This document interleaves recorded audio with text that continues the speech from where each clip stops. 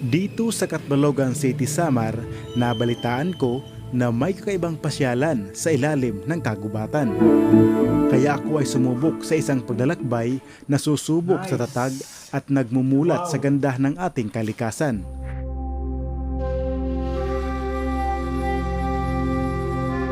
Dito, kailangang yakapin ang dilim para matuklasan ang iisang nakatagong kaharian.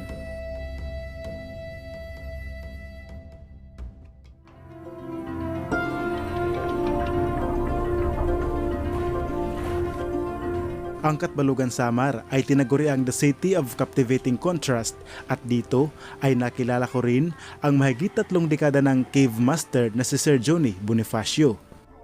So, nagkikaving na ako sa almost mga more than 30 years na po. So, yung the best na may experience natin, itong central cave na pupuntahan natin kasi ito siya, masyado siyang exciting kasi vertical cave ito. So, dito lang ito natatagpuan sa Catbalogan. Yung Samar, noon talaga ito dito na caving capital ng Philippines. Ang Samar ay tinaguriang spelunking capital of the Philippines at sa madaling salita, tayo ay mayaman sa kuweba. Kabilang na dito ang Central Cave na sakop ng Catbalogan City. Sa pagbaba mo ng Central Cave, makikita mo sa loob ng cave, puro crystal yung mga formation niya, stalactite, stalagmite. Sa nakaraang taong 2025 ay nakasama ko rin si Sir Johnny nang pinasok namin ang isa sa pinakamalawak at pinakamalaking kuweba ng buong Pilipinas. Maliban sa mga kuweba, klase-klaseng lugar din ang kanyang pinupuntahan kasama ang mga banyaga na nanggagaling pa sa labas ng ating bansa. At sa kanyang siya kung saan naroon ang iba't ibang litrato, ipinakita din sa akin ang kanilang libro. So ito yung caving guidebook ng Samar na ginawa namin. Lahat ng mga kuweba ng Samar, ginawa namin ng libro. So ginawa ito ng foreigner na bisita natin. So ngayon, hanapin natin yung Central Cave. Ito yung Calbiga Cave.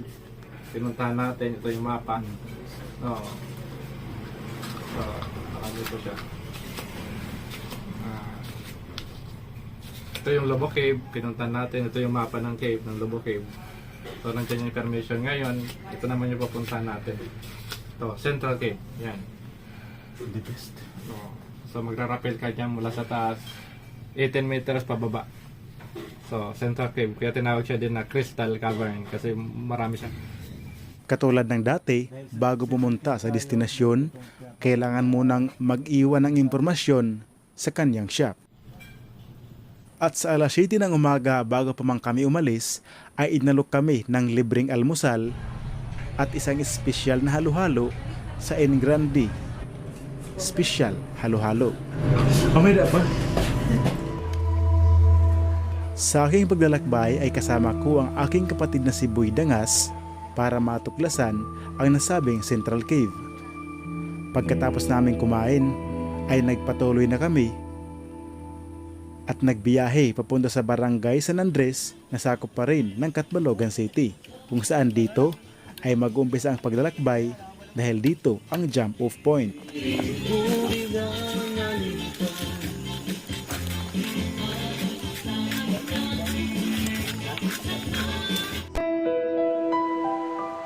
Mula sa konkretong daan ay naglakad na kami patungo sa luntiang kabundukan.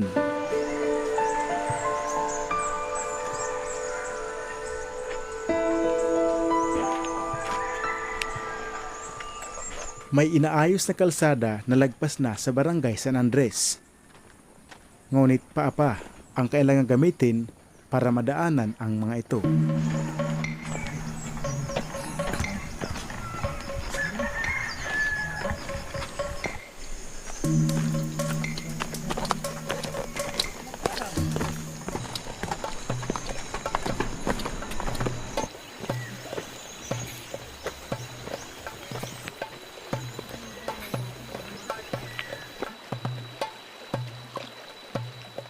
Ilang minuto pa ang nakalipas, maliit na ang daanan.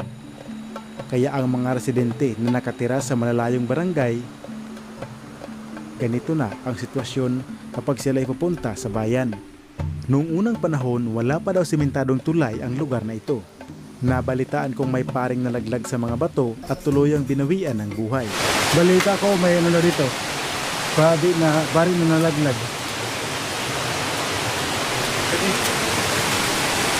Mataas siya. Tapos, yeah. Totoo ba may pari na nalaglag dito? Oo. Mga anong taon? Hindi ko na yun nung doon, maihan naman Pero matagal na yan. Anong nangyari sa pari? namatay daw. Namatay. Saan daw punta yung pari? Tikan halubo. Pauwi na sa Katbalogan. Kaya, no, pero nalaglag siya, may tulay na wala. Doon pandan. Doon pa lang. Oo. Yung mismo, yan mismo. Oo, yan. Sige.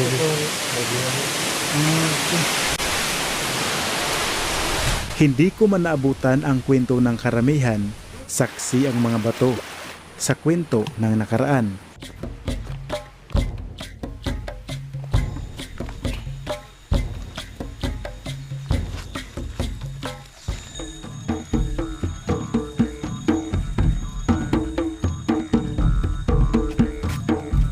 Mula sa maingay na lungsod ay narating na namin ang lugar na tahimik, presko, ang tubig at hangin. Humigit kumulang 2 oras ang itinagal ng aming paglalakbay. At makalipas ang mahabang lakaran,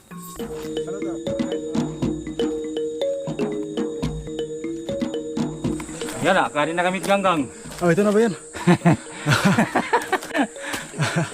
Tahimik na naghihintay at nagmamasid Hindi naman kami. ang bunganga ng Central Cave. Kumbaga, dito kami bababa. Ito yung bababa namin. Para kaya lang may mga kuwan, kay mga pagkak.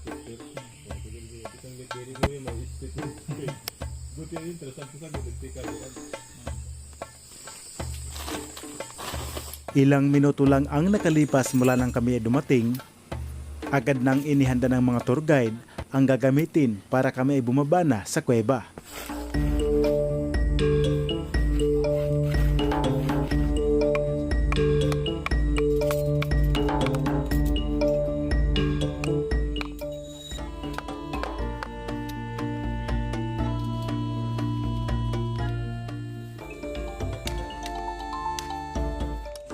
Ilang dekada na ang nakalipas mula nung pasukin ito ng mga residente sa malapit na mga barangay, hindi para sa turismo kundi para manguha ng mga pugad ng balin sa sayaw.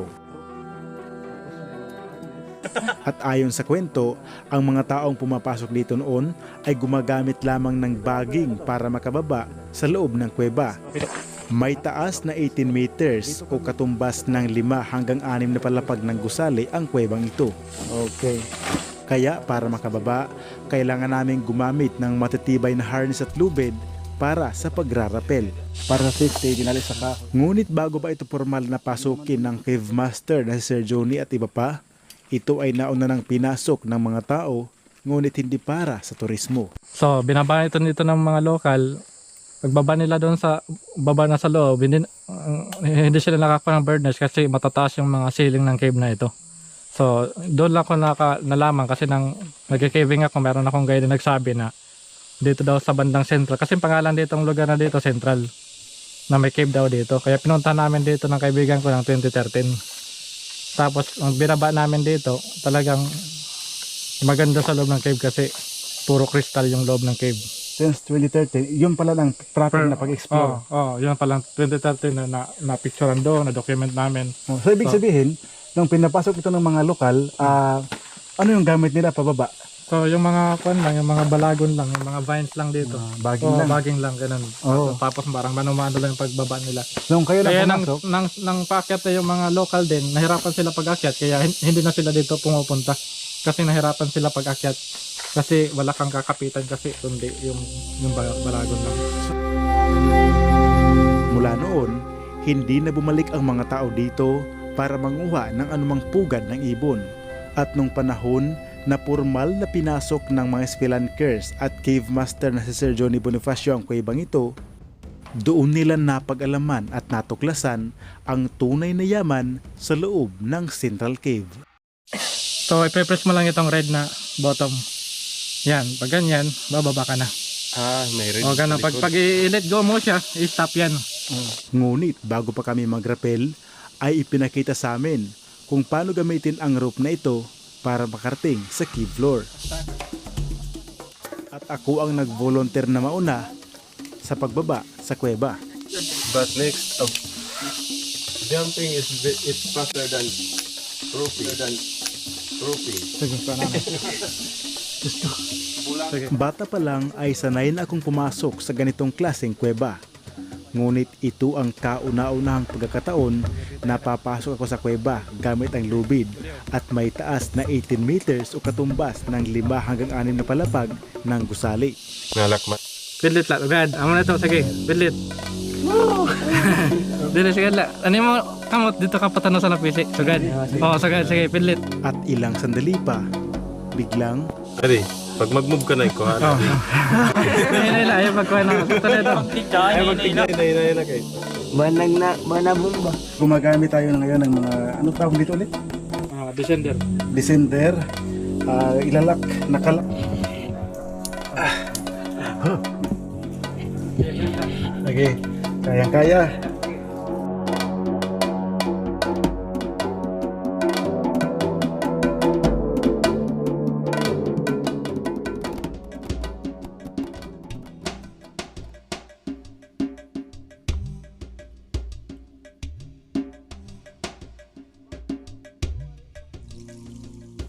Grabe ang taas oh. Mataas pa. Pero tuloy tayo. Habang palalim ng palalim, padilim ng padilim naman ang aking paligid.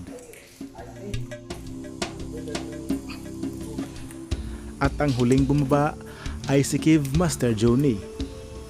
At nung kami ay makarating sa cave floor, nagpatuloy kami at kanyang ipinasyal sa loob ng kuweba. At dito, makikita ang iba't ibang klaseng hugis ng mga bato, stalactites at stalagmites, at may isang kwartong nagbukas ng isang punong-puno ng stalactites at stalagmites sa likod ng puting bato na ito. Puti. Kailangan hindi siya pwedeng matouch kasi delikado. Hindi man delikado kumbaga. Para hindi mamatay. Kasi pinanda ito ng kalikasan. Look.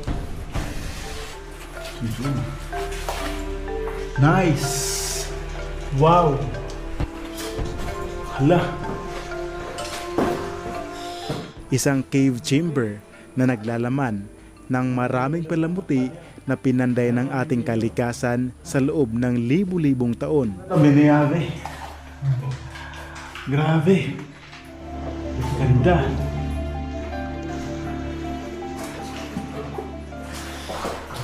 Nung makita ko ang kuwebang ito, parang dinala kami ni Sir Johnny sa ibang klaseng mundo.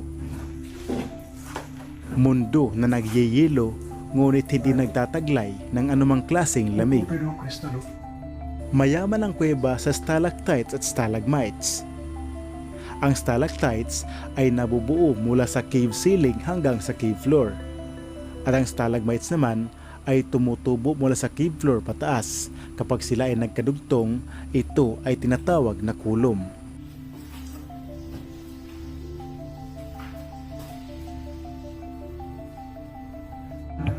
Ang tinatawag nilang kurtina kasi parang kurtina nga siya. Ganda. Lawak. Grabe ito. Lawak. Grabe yun. Okay. Well, nalapad ba yun? Ang Central Cave ay mas kilala sa tawag na Crystal Cave. Ibig sabihin, ito ay nagtataglay ng malakristal na palamuti sa loob. Mahigit 2 oras ang aming paglalakbay sa loob ng kuweba. At makalipas ang mahigit 1 oras, ay dinala kami ni Sir Johnny sa tinatawag nilang King of All Chamber. Ito naman yung tinatawag nilang King Room. Bakit po King Room? Kasi magaganda yung kanya, yung mga pader na puro kartina, palibot. Pala ito yung talagang nangingibabaw dito.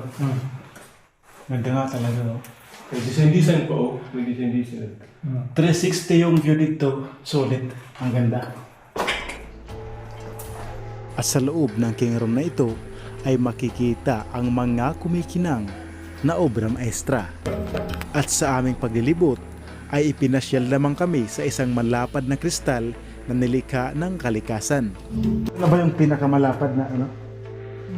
Malapad na nasa taas itong pinakamalapit na nasa baba lang. Okay. Halos, pero mas ano lang siya, mas lamang. Ang pinagkaiba lang ay malapit siya. Tapos kumpara doon sa isa, malapad din pero mataas. Ito yung pinakamalapit, abot kamay ka lang. Pero wag hawakan. Kung may malakristal na malapad, may isang dambuhalang parang yelo naman kung ito ay pinaiilawan. Basta na. Sige go.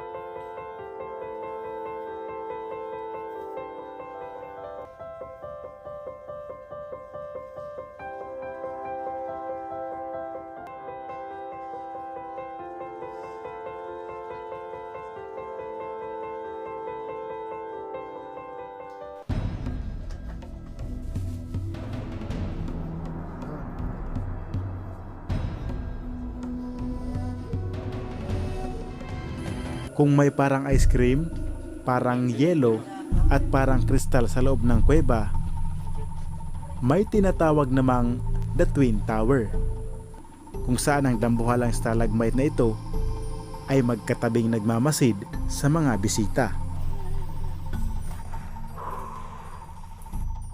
Nice.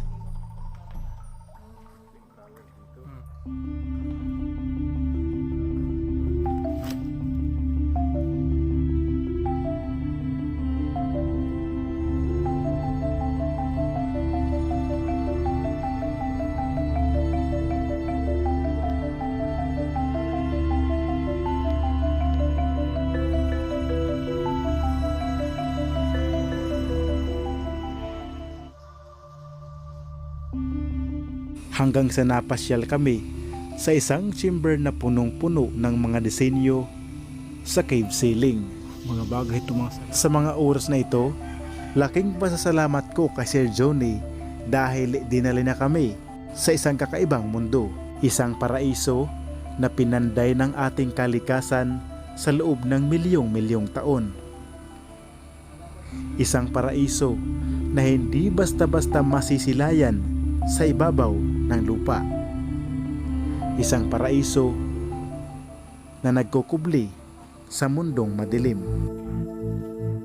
Makalipas ang mahigit 2 oras ay bumalik na kami sa ibabaw ng kalupaan. You're a big boy, eh? At sa taas ay nagbabantay si Ryan. Inaalalayan ang mga umakyat gamit ang rope. At nagmamasid naman si J-Mark at si Kuya JC. Ito para mas masiguro ang kaligtasan ng mga taong bumababa at umaakyat dito sa Central Cave. Matapos makapagpahinga at kumain, ay umalis na kami sa kuweba.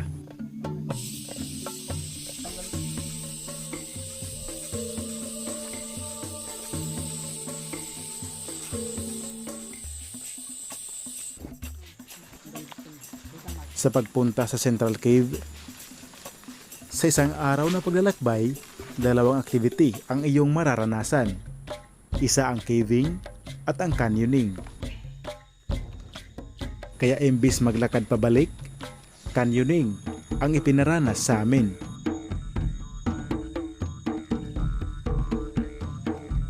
Ngunit bago kami sumabak, itinuro muna sa amin kung paano ito gawin.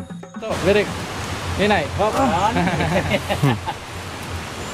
Okay, ready for rappel. Woohoo! Release lang kasi. Okay, release lang. Hop. Inay lang, ipatigda. Okay, hop. Okay. Para, natala. Dati na. Okay, rappel, release. Ready. Ito ka, dali po. Patalala. Okay, release.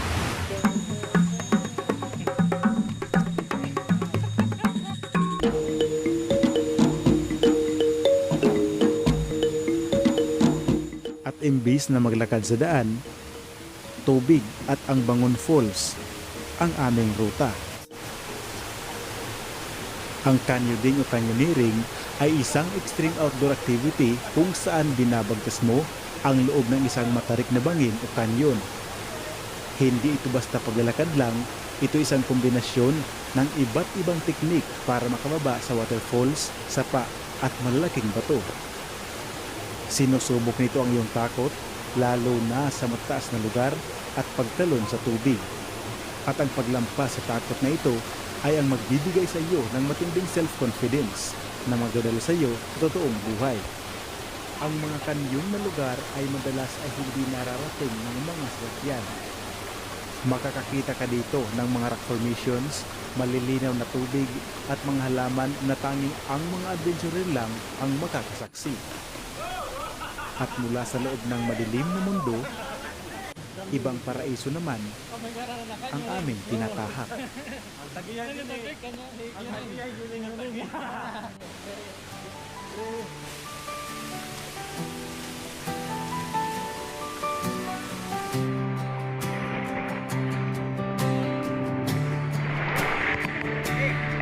Mula sa liblib na sulok ng samar,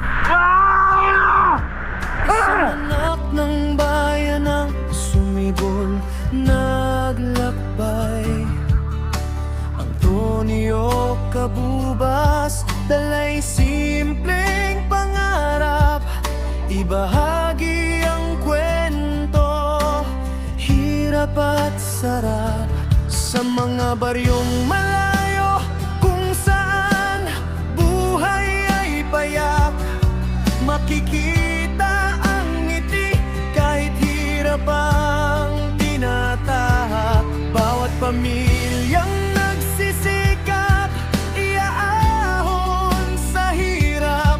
Yan ang tunay na yaman na kanyang hinahanap. Hindi lang tanawin kundi puso ng Hindi pa man namin nararating ang crater ng Bangon Falls. Dito ay dinrayo na ng mga turista. Ngunit ang malaking problema, sila mismo ay nag-iiwan ng kanilang mga basura. Marami naliligo ng mga bisita dito, hindi lang lokal. Dapat ginagawa basura. Dahil iniwan ng mga turista ang mga basurang ito, nagdesisyon si Sir Johnny na dalhin sa bayan ang mga natirang basura. makulay, kalikasan at tao, sabay na naglalakbay. At sa aming huling pagbaba, naroon ang maraming tao kung saan kanilang dinarayo ang Bangon Falls ng Katbalogan, Samar. Sa isip at puso,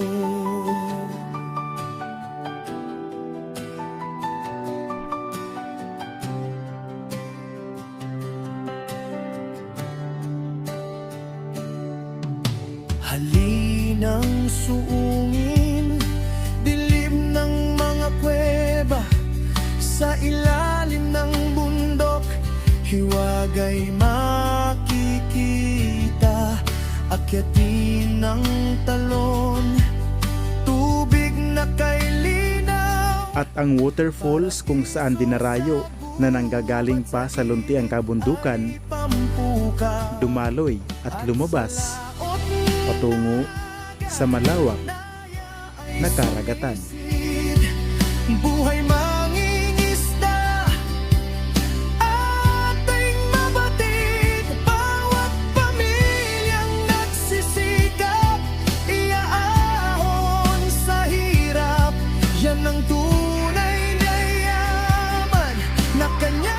Mapalad ang Pilipinas dahil biniyayaan tayo ng kakaibang likas yaman sa ibabaw at ilalim ng mundo. Tayo ay nagmimistulang turista lamang sa mga lugar na ating napupuntahan. Dito sa Sana ang ganda ng kalikasang ito ay hindi masira sa mga kamay na mapang-abuso. hiyas ng silangan. Mula dito sa Katbalogan City, ako po si Antonio Cabubas at ito ang Province Live TV, Discoveries, Sabay History, explore, and docu network.